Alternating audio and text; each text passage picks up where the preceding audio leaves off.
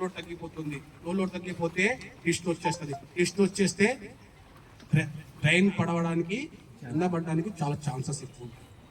మొన్న అదే ట్విస్టే వచ్చింది మన నార్త్ సెక్షన్లో. వాళ్ళకి సస్పెండ్ అన్నారు, రిమూవ్ ఫ్రమ్ సర్వీస్ అన్నారు. అది ఇంకా ఎంక్వైరీ నడుస్తుంది. చాలా భయంకరమైన పరిస్థితిలో ఉంది. అందుకే జెడ్ఎంఎఫ్ అనేది మనకు గుండెకాయ లాంటిది. మనిషికి గుండెకాయ ఎంత ఉందో ఆ విధంగా ట్రాక్ కూడా జెడ్ఎంఎఫ్ అనేది అంతే కనిపించడానికి చిన్నదే వస్తువు, కానీ చాలా మేజర్ రోల్గా దాన్ని మనం చూసుకోవచ్చు. దాన్ని జెడ్ఎంఎఫ్ ఓకేనా. ఇంకోటి జెడ్ఎంఎఫ్ తర్వాత మళ్ళీ ఇంకోటి మనకి మెయిన్ ఎస్సీజీలో ఏ విధంగా మనకి అబ్నార్మాలిటీస్ వస్తుందా, గ్యాప్ తగ్గిపోతుందా తగ్గపోట్లేదా అనేది మీరు అబ్జర్వ్ చేస్తూ ఉండాలి. దానికి ఎవ్రీ 15 డేస్ దానికి గ్రీజింగ్ కానీ లూబ్రికేట్ కానీ చేయాలి. చేయని పరిస్థితుల్లో అది ఏమవుతుంది అంటే తక్కువడానికి ఛాన్సెస్ ఉన్నాయి. దాంట్లో యొక్క గ్యాప్ అనేది మనకు తెలవనప్పుడు ఏమవుతుంది, మనకి మళ్ళీ యాక్సిడెంట్ అవ్వడానికి ఛాన్సెస్ ఉన్నాయి. ఎల్డబ్ల్యూఆర్లో మెయిన్ కాన్సెప్ట్ కూడా అదే. ఎస్సీజేని మనం ఎప్పుడు అబ్జర్వేషన్లో చేస్తూ ఉండాలి. మనం చిన్నపిల్లల్ని ఇంట్లో ఏ విధంగా మనము ఎట్లా అబ్జర్వేషన్ ఉంటుంది, కింద బట్టలు ఎత్తుతూ ఉంటాం, అక్కడ కూర్చోబెట్టుకుంటాం, ఇట్లా కూర్చోబెట్టుకుని చాలా జాగ్రత్తగా డీల్ చేస్తాం. ఆ విధంగానే మన చిన్నపిల్లల లెక్క దాన్ని డీల్ చేయాలి ఎస్సీజీని. దాంట్లో ఏమాత్రం గ్యాప్ వచ్చినా ఏమొచ్చినా కూడా మనకి యాక్సిడెంట్ అవ్వడానికి ఛాన్సెస్ ఎక్కువగా ఉంటాయి.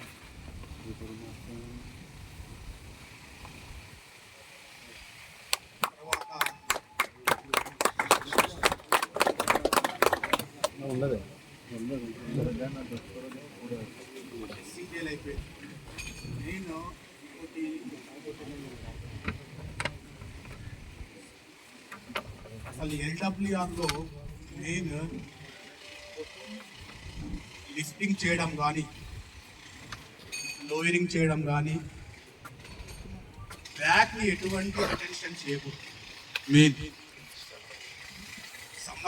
సమ్మర్లో కంపల్సరీగా ఒక ట్రాక్ని ముట్టుకోవద్దు అనమాట. యాజ్ ఇట్ ఈస్గా ఎట్లా ఉన్నదో ఆ విధంగానే దాన్ని మెయింటైన్ చేయాలి.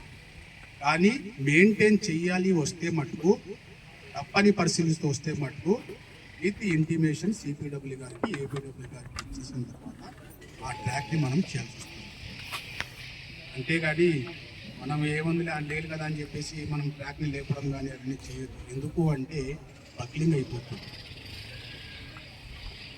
ఒక్కసారి ఆ టెంపరేచర్ దాటింది అంటే బక్లింగ్ అయిపోతుంది. ఇంకోటి డీస్టెస్టింగ్ టెంపరేచర్. డీస్టెస్టింగ్ చేస్తున్నప్పుడు ఎప్పుడైనా ట్రాక్లో మనము తక్కువ టెంపరేచర్లో పనిచేస్తూ ఉంటాం. ఆ తక్కువ టెంపరేచర్లో పనిచేసినప్పుడు డీస్టెస్టింగ్ అనేది కరెక్ట్గా కాదు. దాంట్లో ఇంటర్నల్గా థర్మల్ స్ట్రెస్సెస్ ఉంటాయి అన్నమాట. ఆ థర్మల్ స్ట్రెస్సెస్ ఈ వేడికి వచ్చి బక్లింగ్ అవ్వడానికి ఛాన్సెస్ ఉన్నాయి. అందుకే డీస్టెస్టింగ్ కూడా మన ట్రాక్కి చాలా ఇంపార్టెంట్.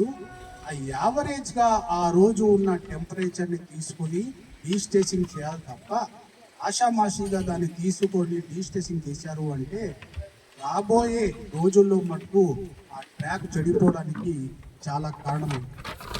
డీస్టేస్టింగ్ టెంపరేచర్ చాలా ఇంపార్టెంట్. ఒకవేళ డీస్టేస్టింగ్ పొరపాటున మనము తక్కువ టెంపరేచర్లో పనిచేసినా మళ్ళీ రెండోసారి దాన్ని డీస్టేస్టింగ్ చేయడానికి ప్లాన్ చేయాలి. మనకు డీస్టేస్టింగ్ టెంపరేచర్ అనేది TD plus TM to TM plus 5. ఇది డీస్టేస్టింగ్ టెంపరేచర్. ఈ టెంపరేచర్లో మనం పని చేయాలి. అంతేగాని మనం ఇష్టం వచ్చినట్టు పనిచేస్తాము అంటే మటుకు మళ్ళీ ఎల్డబ్ల్యూఆర్ అనేది అబ్నార్మల్గా బిహేవ్ చేస్తుంది. దానికి ఇష్టం వచ్చినట్టు బిహేవ్ చేస్తుంది. దానికి ఇష్టం వచ్చినట్టు బిహేవ్ చేసింది అంటే మటుకు మళ్ళీ మనం సుఖంగా భోజనం చేయము అని అనుకుంటాం.